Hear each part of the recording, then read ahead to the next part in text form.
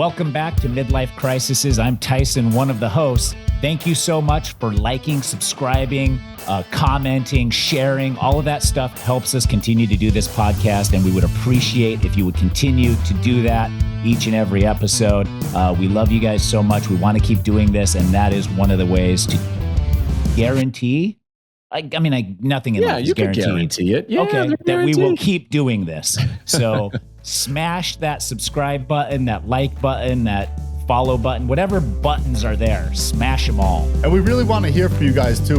We want to hear about your midlife crises. We want to know what kind of stuff you are going through so that we can talk about it and share our insights about trying to survive this bull as well. So let's get into it.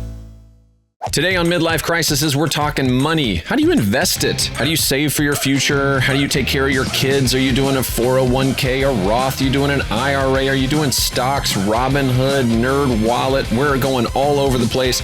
We don't have all the answers. We're definitely not official financial advisors, but we talk about them, and we want to figure out from you and us, what are we doing? So let's get to it. Hello, and welcome to Midlife Crisisses, where we're talking about being old as fuck. Just kidding. Welcome to Midlife Crisisses, where we're giving support and talking about what it's like to go through this phase in our life and joke around with you guys, hopefully hear some of your stories as we share ours. And we're really excited today because we are graced with the presence of our friend Tyson, who was gone for a little while and is back today. He's a little worse for weather after a lot of adventures, but he's here. Yeah, I mean, I can say it because the cast already was announced and stuff. I was on House of Villains, TV show on Peacock in January.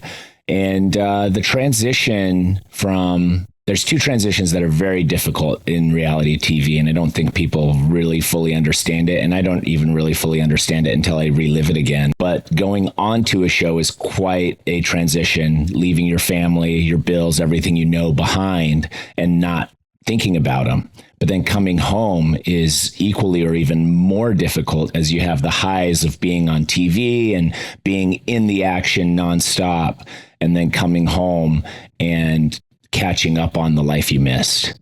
Yeah. So I'm in that transition. Yeah, I was gone for over 3 weeks, and I'm in that transition phase of trying to figure out what I missed and how I can help the family again. I mean, catching up on business stuff after 1 week is tough. So after 3 weeks, especially like doing none of it, you must be deep in. I know exhausted. This is different. Yeah. I know this is different than my brother who is in the military. And for our listeners who are military, you have deployments. And that's a similar type of thing where it's like everything that you knew that was normal and average, all of a sudden, boom, you get on a plane or whatever, and it's gone for 3 months, 6 months, 9 months, 16 months, like whatever your deployment is. And then you come back, and I know there's an adjustment period there too, but I would imagine it's in those cases, I can only talk about it from understanding my brother, and we've got a question for the show, but I just think this is a really interesting thing that you bring up, Tyson, which is like that role of like getting back into the midlife, getting back into your regular life. And, it's hard on the family and it's hard on you. Yes. And then it's hard on, and then for you, probably there's like a third wave of when the show comes out. Right. Yep. That's a whole nother transition as well. Correct. And that's months away. Like, when will this come out? January. Jeez, that's 6 months away. So it's like you got to revisit all this again. Yeah. And it's an emotional thing too. Like, especially for deployment and stuff, they're focused on the task at hand. They're hyper focused on their jobs. And then they come home and have to be emotionally available for everybody, where they had to share no emotion whatsoever for the last 6 months, 8 months, 12 months, whatever. And so that's also very taxing. And it's similar here where I go on a show where I'm expected to be cutthroat and ruthless. And I am. And then we know that. And then I have to open up myself emotionally to my family as soon as I return. And that's just a hard transition. I don't know Tyson is being cutthroat at all. Cause I haven't, sorry, Tyson, I've never watched Survivor. I haven't seen your reality TV work. So I'm very excited to watch this new show and see this asshole Tyson that I just don't know like at all. He's so good. It's going to be great. Well, don't judge. We know the real you. You know the real me. Let's get into our question since I know we're all on a time crunch here. We're recording at alternative hour for all of us. Different day, different time, just trying to make it work. Everybody's got stuff going on. Tyson's readjusting to real life. William's got a big show coming up today as well. Good luck on that today, buddy. We've got about 150 people RSVP'd already. It's going to be massive. I'm so excited. Like maybe 100 people, but yeah, already we have 150 people RSVP'd. Our buddy is like this amazing chef. He's making all kinds of amazing food for everybody. We've got $5,000 of raffle tickets. It's like, dang, it's going to be an awesome party. Are you going to have like a live video feed? Maybe. Should we? Ooh. Yes. For the Patreon customers that we have. Not for the Patreon, for free. Just for run your Instagram live. Yeah. I'll at least run the Instagram live for a bit. Yeah. Cool. That's a good idea. Yeah. Okay, Bradley, what's your question? So here's my question today, guys, and this has come up because I've been working on this a little bit. It's a money question, and maybe it's good that we've got a short episode today because none of us are financial advisors, none of us are tax professionals, but I'm curious what you guys have done and are doing in terms of like long-term investments or things for your family, things for yourself, things that you've come across that you're like, this is kind of a good idea, or wow, I really need to spend some more time thinking about this part of my life. I know we've talked about legacy. We've talked about how do we set our families up. We've talked about, we're at this point in our life, so we should have a little more savviness about that kind of thing.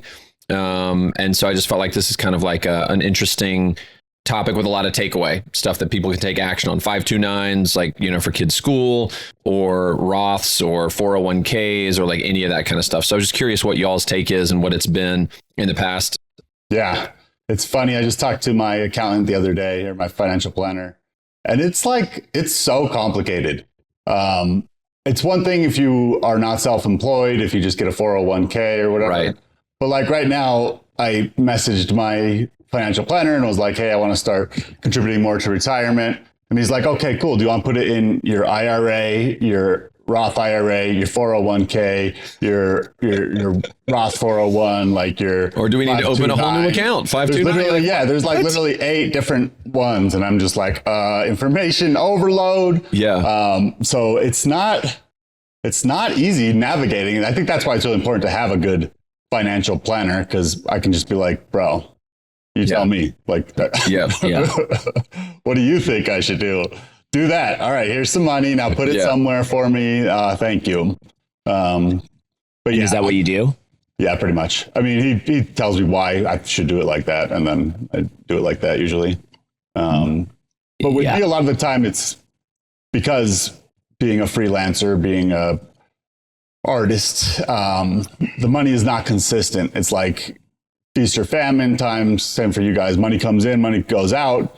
So a lot of times I will make most of my contributions like in lump sums instead of throughout the year. So like end of the year, I usually do a big one, or if I get a big project, I make sure to set some aside for my different accounts. I've got the 529 for my daughter. I've also got like a Roth IRA for my daughter. And I don't know, it's complicated, and I just put away money when I can. Yeah, it's so hard. It is so fucking difficult to understand how money works and what the smartest thing to do with it is. It's like you get on Instagram and it's like, oh, if you just pay your kids like they're employees because there's 10 loopholes you have to go through, they could have $85 trillion by the time they're 25 if you put $10 a week into their thing. And you're like, wait, how? I'm not. And they're like, rewind it. Yeah, you have to go to section 1911-C42, and then from there you have to qualify for a 87B 62.4, and then from there, and you're just like, what is going on? And I'm like, am I missing all this? So I go to my accountant. I'm like, hey, I saw these on Instagram. He's like, that's not real. Stop. Please stop. I had that same conversation with my guy too. I was like, wait, so I can pay my daughter up to $12,000 a year and I never have to claim any of it, and she doesn't have to claim any of it? He's like, no, not exactly. not specifically like that. No. But I'm sure it's all those weird caveats of like, section 8742B, if you pay them on before the January 13th of the second year that they've ever been, like, I don't know, maybe, but he was like, no, we're writing all of this down. I was like, okay, all right, fine. Yeah. And I am also in the same boat as you, which not all of our listeners are, where we're self-employed. Yeah. So we don't have a retirement like 401. I don't have a 401k built anywhere. So I do most of my saving on Acorns, the app. I just literally am like, do an aggressive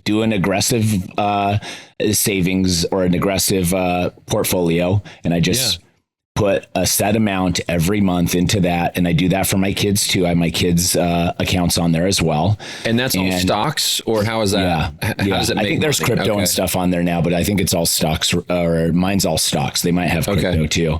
And I just do that. It's just easy and it seems fine. And, so you don't have a finance guy or a tax I have an accountant, person. but I don't have, I have an accountant and I ask him questions. Basically I go in every 6 months and I say, I want to pay as little taxes as possible without going to prison. I want to keep as much of my money as possible. And I want to have my money build as much as I can with the stuff that I have. But like William said, I get paid in chunks too. Like I'll get paid, 100,000 here and then nothing. And then like in big chunks. It's these weird hills. And so when these hills come, I look for bigger things to invest in. And a lot of times it's with the help of my father or somebody like that I trust, where I buy a chunk of a small business or something like that, where I'm a passive investor. And then I feel like that, as long as that business is something I believe in and is something that's building, will grow and pay me some dividends. And so I've been liking doing that. And that's funny you say that, because there's this really cool company, Drumm Media LLC. Oh, interesting. And they're actually looking for some financial investors. So. Interesting. Send me the numbers. If you could send me the numbers, I'll be interested in looking at that. So, I mean, it's not a ton. Like in the course of my life, I've probably bought into like 3 or 4 things, and they've all been profitable. But it's cool though.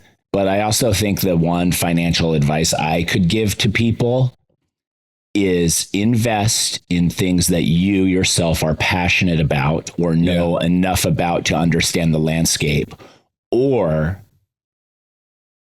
that you know someone who is passionate about it and understands the landscape. Those are the two. There's so many times, every time I've had friends be like, hey, you know what? This is taking off right now. You should invest in this. Lose money It's always time. too late by the time. If you're not like really deep in it, by the time you find out about it, it's too late. But if somebody's passionate about it and understands the landscape and you trust them, then that's a move I would feel comfortable making. Or if I am passionate about something and understand the landscape, and everything else I've ever done that people are just like, you know what, this is making money right now, you should do this. No, never.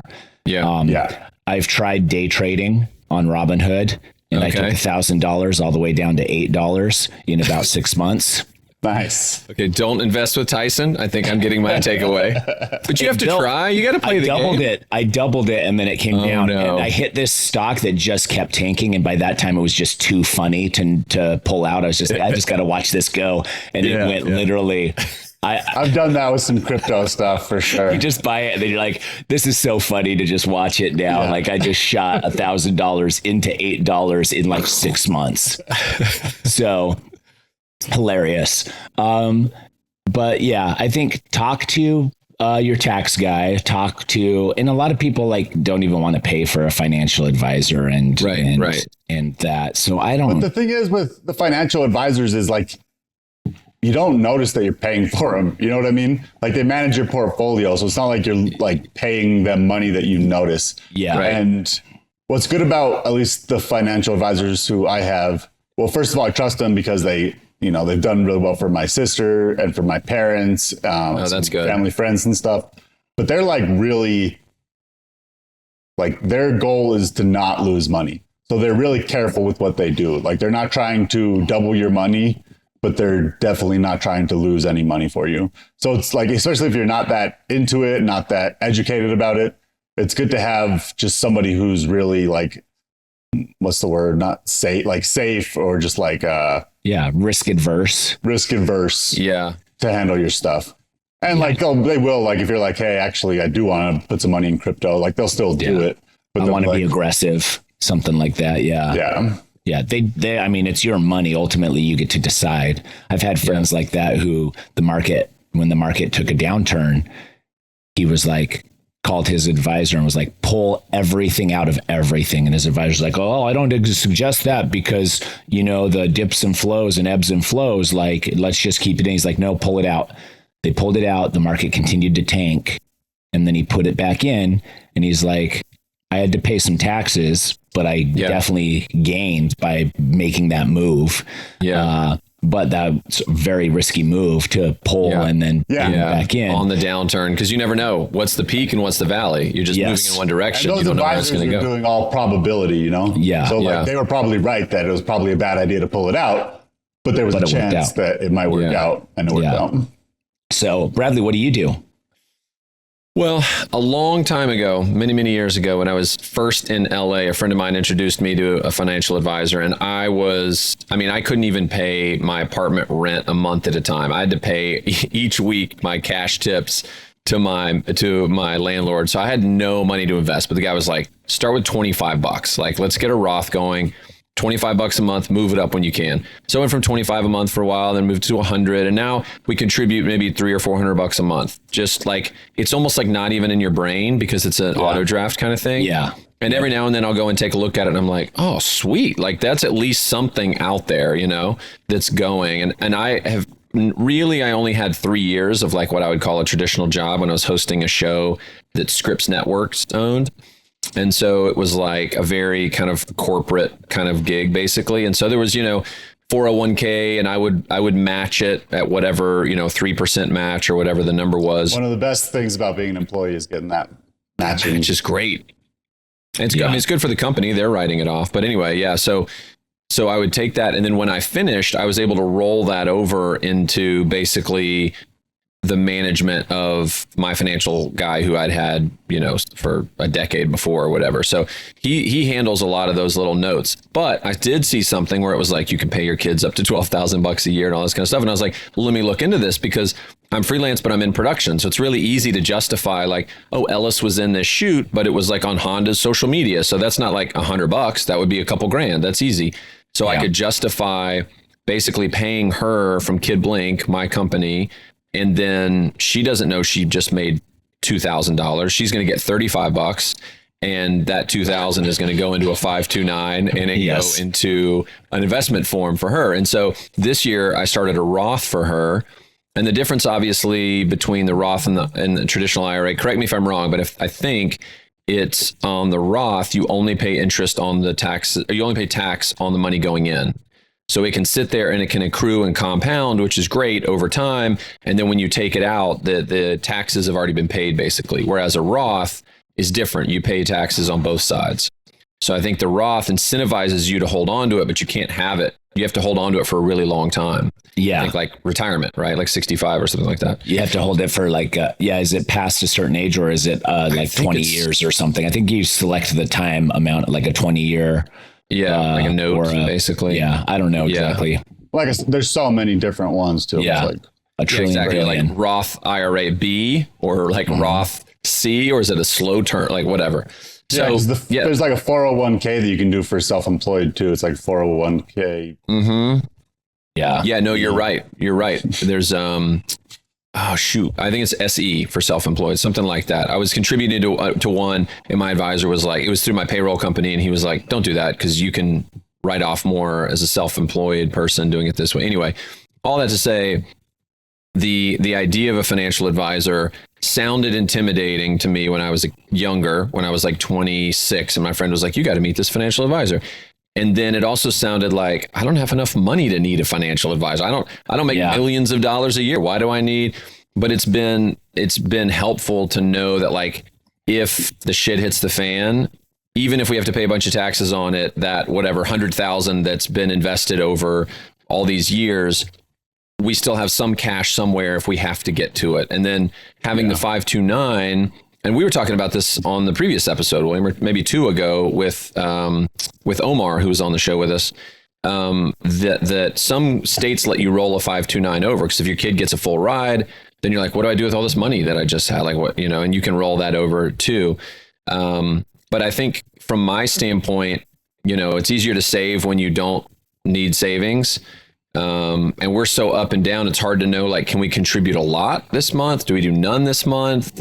We lost a couple contracts recently, so it feels like we got to tighten down on some things. And so I think as I've gotten older in my midlife across the board, I've found go easier on yourself, I think. And in those instances, it's like, it's okay to be like, we were doing $300 a month, but now, things have changed a little, or expenses have changed. We can adjust that down to $100 a month to free up some money or whatever.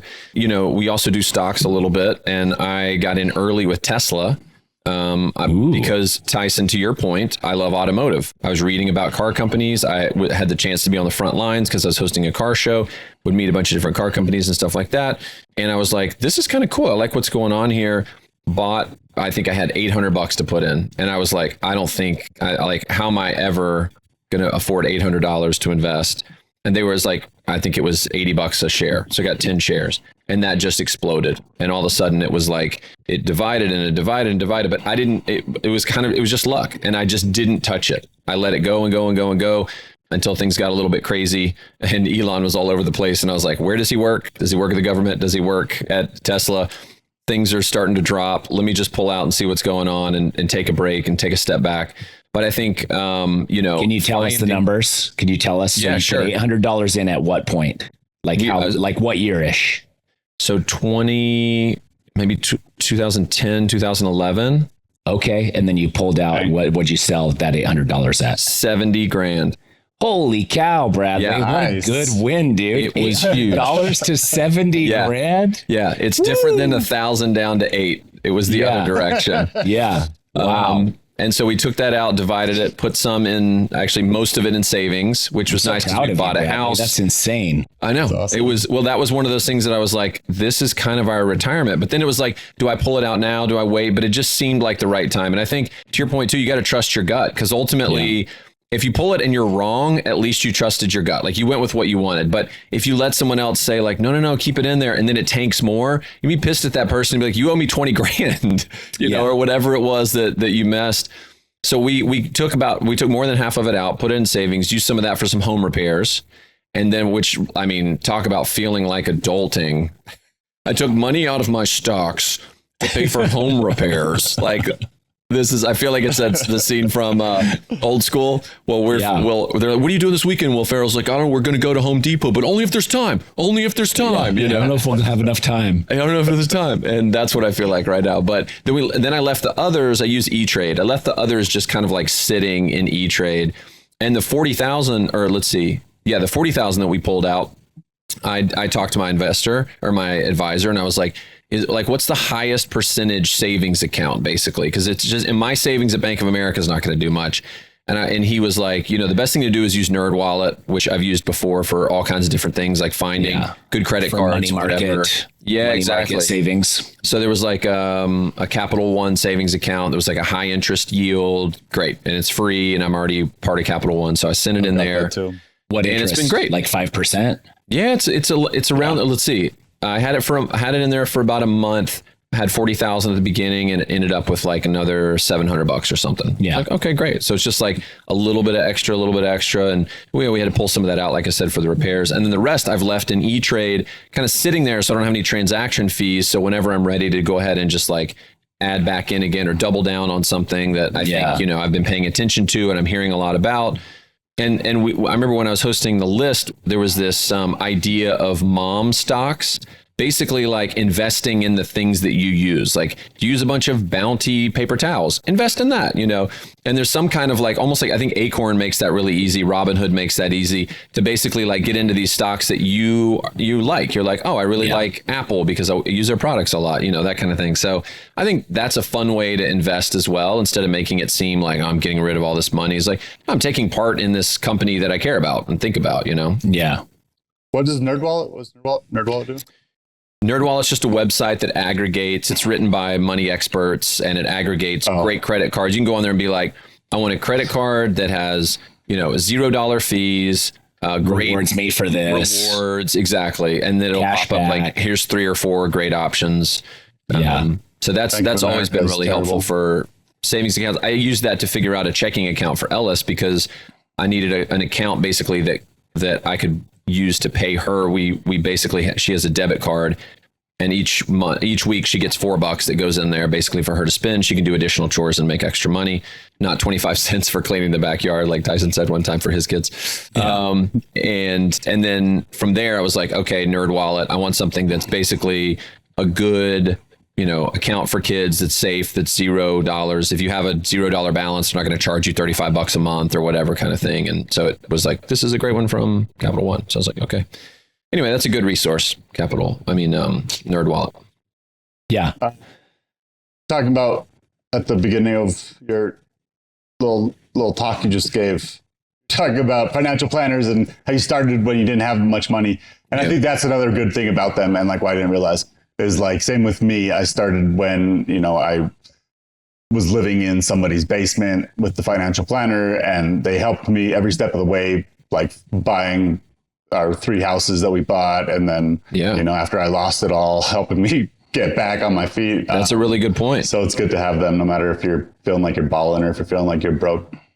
And I've never felt, I will say, a good financial planner will not make you feel like embarrassed or feel crappy. Like for maybe 7 years, we carried like 20 grand in credit card debt because just the nature of our business is like we have highs and lows. And then we moved to New York and it was hella expensive and we had enough money at the time. Then a contract went away, then another one came and it wasn't. And I just felt terrible. Like I was so embarrassed. I was like, I can't believe that I have to like confess this to my advisor every time we're going to talk. I can push in the meeting off because I don't even want to tell him, and it's like, I thought I would be better than this by now. I'm in my midlife, this is a few years ago. It's like, I shouldn't have that be a problem that I can't pay for this, And so, but he was always like, look, it's not always going to be this way. There will come a time when, you'll pay it off. And these are the little steps we can be taking now to do that. And let's just keep moving forward, keep putting money into it, keep doing thing.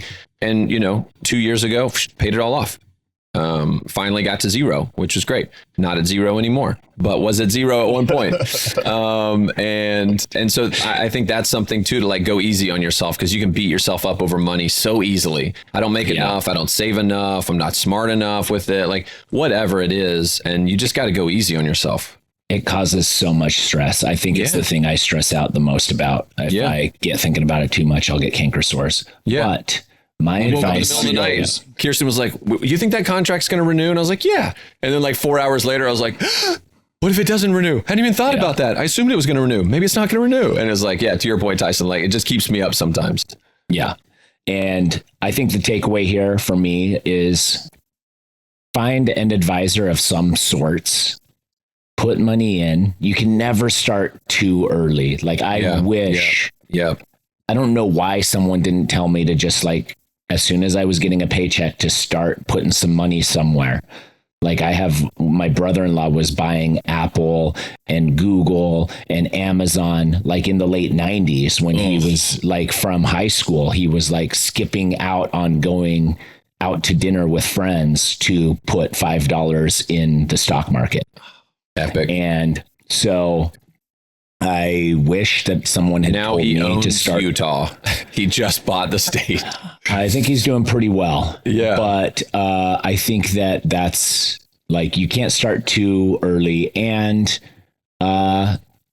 if you tell your advisor what you want or what you're expecting, then they can help you place it in different places. Because for me, I don't want to lock my cash down in case I want to invest in a company or buy a chunk of a company somewhere. So I prefer to have something that I can pull immediately. So I don't do the locked in like Roths or IRA, whatever the locked in ones are for 20 years without paying penalties. I don't do those ones. But if you want to just build a retirement in those, they pay out the best. So that's all. That's start. If you hear this and you haven't started putting money aside for your future, that's good.